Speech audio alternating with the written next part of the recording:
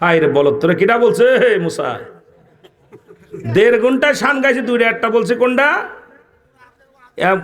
Medina যাইতে পারলাম না আর একটা গাইলাম কেমন মুহাম্মদ মুস্তাফা নবী সাল্লাল্লাহু আলাইহি আমরা শান গার জন্য এনে আসি নাই শান গা মৌলবী আমরা না লজ্জাজনক ব্যাপার কয় যে ওয়াজ করেন শান গায়েন না শান খান করেন দুঃখজনক তোরে কোন পণ্ডিত পাঠাইলো এটা আমার কাছে পাঠা কত বড় পণ্ডিত ওয়াজের পণ্ডিত আমি দেখি একটু মহব্বতের সঙ্গে দুরূদ শরীফ পড়েন আল্লাহুম্মা শান গাইলাম দুইটা একটার গলাম 2 কলি আর একটা কলি 3 কলি ওয়ালা আলী সাইয়্যিদিনা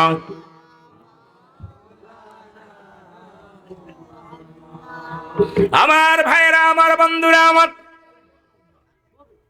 যে কথাগুলো আমি বলি দিলের কান্ডা লাগা শোনো একদিন নয় দুদিন নয় মুসা আলাইহিস সালাম দোয়া করলেন যুগেরটা কেটে গেল হারেস অপেক্ষা আছে নবী আইব রহমতের নবী আসার সংবাদ শুনলেন মক্কা থেকে মদিনায় মদিনা থেকে মক্কায় যেতে লাগলো 6 মাস কয় মাস 6 মাস লেগে গেল 6 মাস বুকে হাঁটিয়া হাঁটিয়া কষ্ট করে হারেসা চলে গেলেন রাসূলুল্লাহর কাছে যাবে যাইতে যাইতে ভরা পড়া আবু জেহেলের বাড়ির সামনে যায় আর ঘুম এসে গেছে আরে স্যার হাঁটতে পারে না চলতে পারে না খুব ক্লান্ত কার বাড়ির সামনে আবু জেহেলের বাড়ির সামনে যাইয়া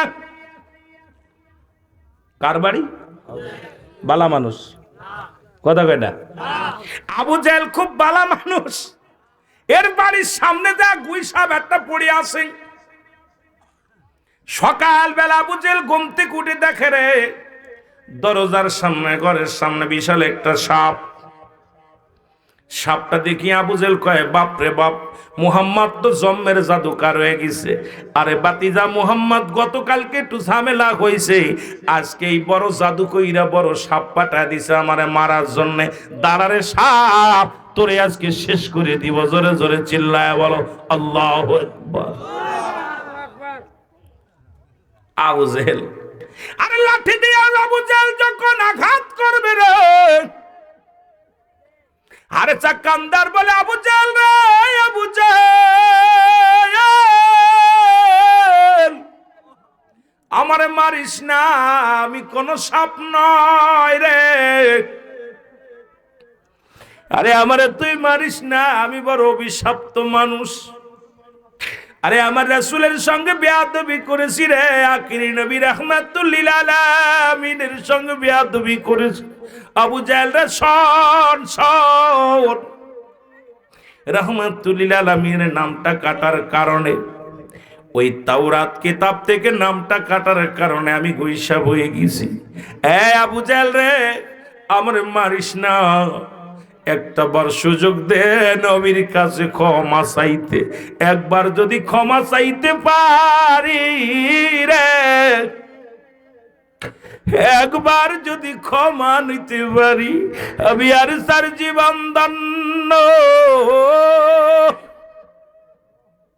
আমাকে মারিস না আবু জেহেল কয় বিবি রে ও বিবি দেখ আবু মোহাম্মদ জাদু সাপ পাঠিয়ে দিছে কথা বলতে পারে সাপে আরে এমন পিটান পিটাইলো পিটায় সাপটারে মেরে ফেললো মারা পাট সাপটাকে এমন হাড্ডি গুড্ডি ভেঙ্গে দুনিয়া থেকে বিদায় করে দেয়া হলো এবার সাপটাকে সামনে রেখে চিন্তা করে সাপটা তো এরকম আবু জেহেলের বিবি ডাক দেখায় স্বামী যেহেতু জাদুর সাপ না জানি আবার ফুস করে উঠতে পারে একটা কাজ করা হোক সাপটাকে পুড়াইয়া ছাই বানানো হোক ওরে সাপটারে পুড়াইয়া বর্ষ করে দেয়া হোক আবু জেহেলের ছেলেরা আসিয়া গুই সাপটাকে পুড়াইয়া ছাই বানাইয়া ফেলল ছাই বানায় একটা পাতিলের মধ্যে ঢুকাইয়া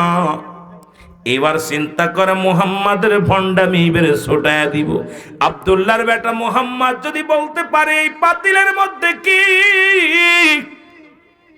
আব্দুল্লাহর বেটা মুহাম্মদ যদি বলতে পারে গো এই পাতিলের মধ্যে কি আছে, তাহলে আব্দুল্লাহর বেটা মুহাম্মদ সত্য নবী, একটু বিশ্বাস করা যাবে। আর যদি না বলতে পারে, তাহলে ভণ্ড প্রতারক আব্দুল্লাহর বেটা মুহাম্মদকে আমরা শিরচ্ছেদ করে দুনিয়া থেকে বিদায় করে দিব। আসতে কইবেন, আমার নবীরে মারার কথা হই না, সবাই তো চোখে পানি আসা উচিত ছিল। জোরে চিল্লায় বলে নাউজুবিল্লাহ। আমার রাসূলকে এইবার আবু জেলের বিবি দুইজন মিলা ছাইগুলো নিয়ে, লোকজন নিয়ে রাসূলের দরবারে হাজির। ডাক দেবে মুহাম্মদ সাল্লাল্লাহু আলাইহি ওয়াসাল্লাম, ডাক দে বলে বাতিজা মুহাম্মদ, ও বাতিজা মুহাম্মদ, তুমি যদি বলতে পারো এই পাতিলের মধ্যে কি গো, কথা দিলাম জবাব দিব। যদি পাতিলের মধ্যে যা আছে তুমি যদি বলতে পারো, আমি আমার সেলা ফেলা নিয়ে দলবল নিয়ে তোমার কালেমা পড়ে তোমার খোদার অন্তর্গত হয়ে যাব। আর আমরা প্রতিমা পূজা করব না, দেবতা পূজা করব না।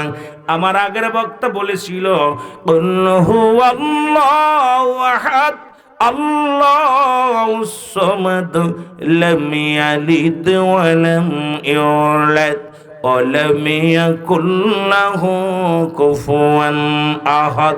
আল্লাহ ডাকতে বলে হাবিব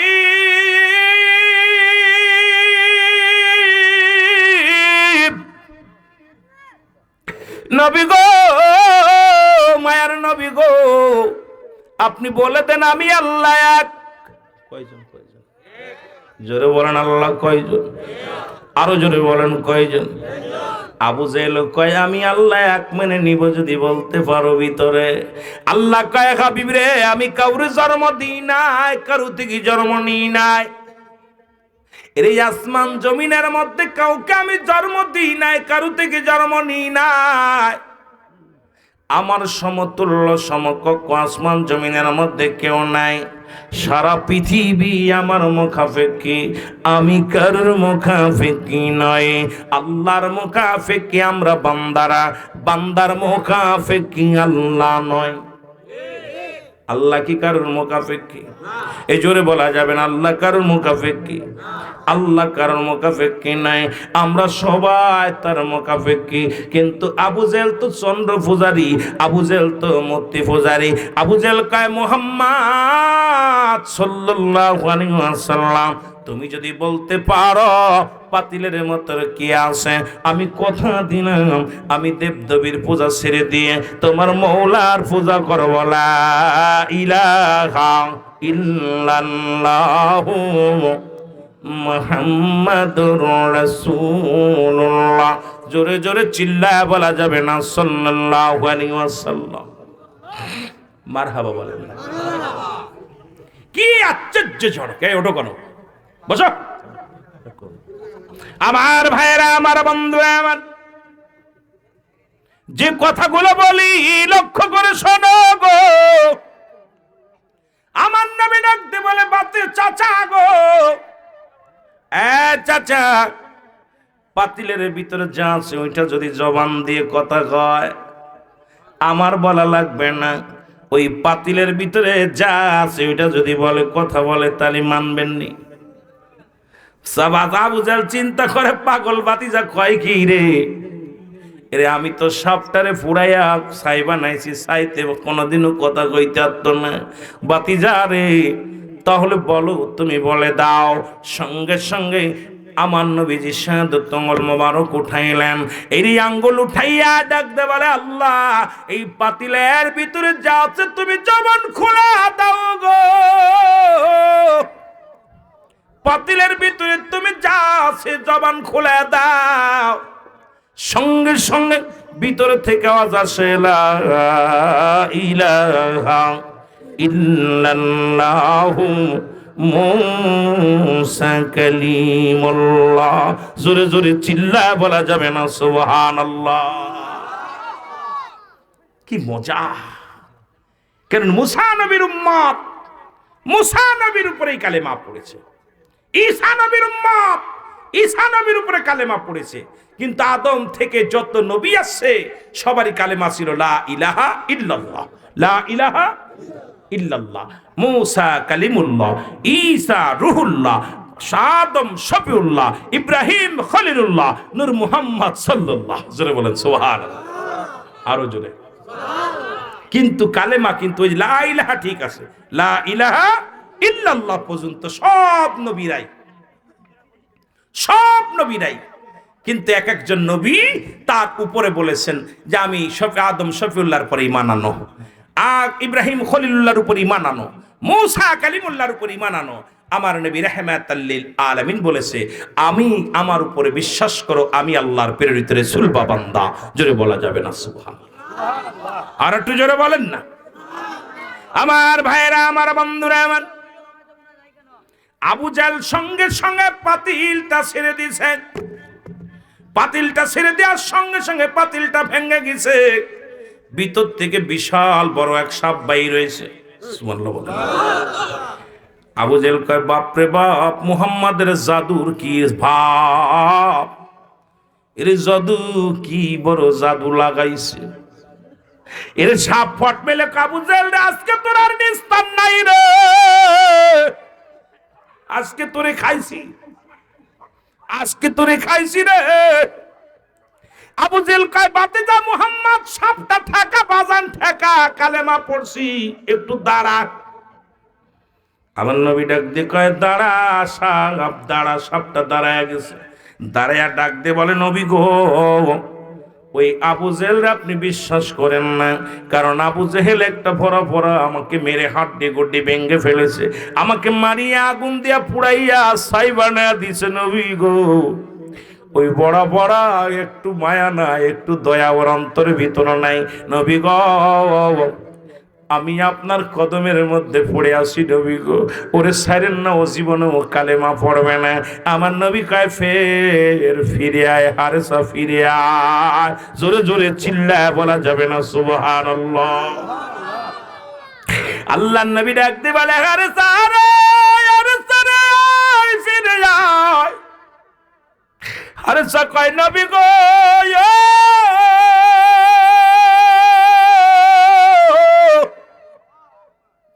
কত অনুনয় বিনয় করেছিলাম আবু জেহেলের কাছে, আমার কত শুনে নাই গো। নবী গো, জীবনেও কালেমা পড়তো না। নবী গো, কে মাফ করা যাবে না। আর আবু জেহেল কয় বাতিজা মুহাম্মদ রে, একটু ধৈর্য ধর, একটু ঠেকা, একটু ঠেকা এদের বাবা, কালেমা পড়ব। আবু জেহেল এক দু পা আগাইয়া আজু তোর কালু দর, সাপ দৌড়ায়ার পিছন মত তাকায়। নবী পিছন থেকে ডাক দেয় আরে সারে ফের। দেখবেন গুই সাপ যখন রাস্তা দিয়ে যায়, ডান দিকে বাম দিকে তাকায় তাকায়, ফিরে ফিরে তাকায়, কারণ নবীজি পিছন থেকে ডাক দিয়েছিল হারে সারে। ওই পিছনের দিকে যখন আটা তাকায় দেখে রাসূলুল্লাহর নূর মুবারক। হারেসা ফিরে আসলেন, ও মুসলমান ফিরে আসেন। আবু জেহেল দৌড়ায়া পালাইলেন। এবার নবী ডাক দেখায় হারেসা রে, কি ঘটনা বলো। বলে নবী গো, আপনার ওই নামটা তাওরাত কিতাব থেকে আপনার নামটা কেটে দেওয়ার কারণে, আরে আমি এত বড় ভুল করেছি, আমি এত বড় অন্যায় করেছি নবী গো।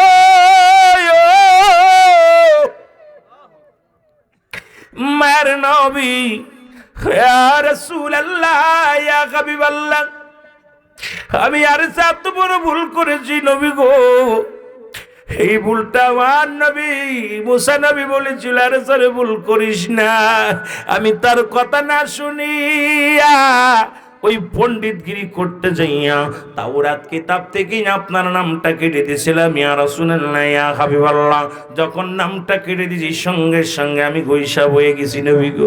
ও নবী, শুধু গৈসা বই নাই, আমি বংশ বিস্তার করে ফেলেছি, আমার সন্তানাদি অনেক হয়ে গেছে নবী গো। ও মুসলমান শুনে নাও, শুনে নাও। নবী কয় আরে সারে, তোর কি মানুষ হতে শখ জাগে?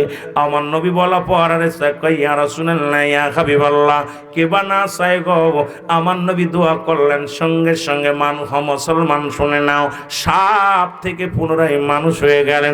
রাহমাতুল লিল আলামিনের গোলামি করে জীবনটা কাটায় দিলেন। জোরে বলা যাবে না সুবহানাল্লাহ? আর একটু জোরে বলো আল্লাহু আকবার।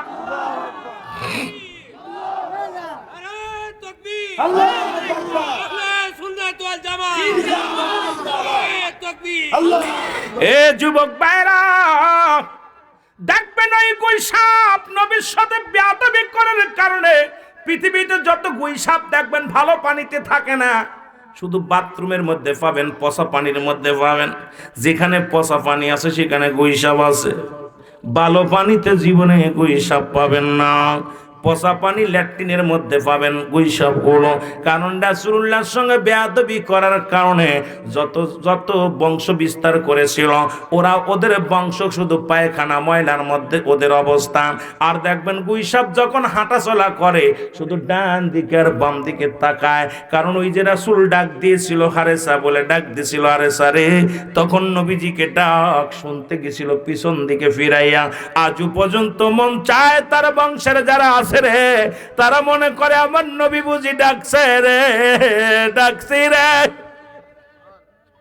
এ দুনিয়ার যুবকেরা শোন, এই নবীর সঙ্গে বেয়াদবি করলে, আমার নবীর সঙ্গে বেয়াদবি করলে কি হয়, নবীর সাথে ভালোবাসা করলে কি হয়, এটা প্রমাণ তোমরা পায়া গেলা। রাসূল ভালোবেসে দোয়া করেছে, সঙ্গে সঙ্গে মানুষ ওই সাপ থেকে মানুষ হয়ে গেছে। আমরাও যত গুনাহ করেছি রাসূলের সঙ্গে যেন বেয়াদবি না করি। আমার মুসলমান শুনে নাও, আল্লাহকে বাদ দিয়ে আমি মাঝে মাঝেই বলি, যারা শুনে নাও, পৃথিবীর মধ্যে এখন কাফের দেখেছো, আল্লাহ কাফের দেখো না। যারা নবীকে বাদ দিয়ে আল্লাহকে পাইতে চায় এই দুনিয়ার মধ্যে, এরা হলো আল্লাহওয়ালা কাফের। আল্লাহওয়ালা কাফের, তাদের দাড়ি টুপি জুব্বা পাগড়ি সব থাকবে, নবী মানবে না। নবীর কথা শুনলেই তাদের মন ভালো লাগে না, নবীর মিলাদ শুনলে ভালো লাগে না, নবীর দুরূদ শুনলে ভালো লাগে না, নবীর শান শুনলে তাদের ভালো লাগে না। এই সমস্ত আল্লাহওয়ালা কাফেরে গেছে দেশটা পড়ে। এখন নবীর শান শৌকাত নিয়ে তারা ব্যঙ্গ করা শুরু করেছে। জোরে বলেন ঠিক কিনা? আল্লাহ নবীকে বাদ দিয়ে যারা আল্লাহকে পাইতে চায়, বাবা বাদ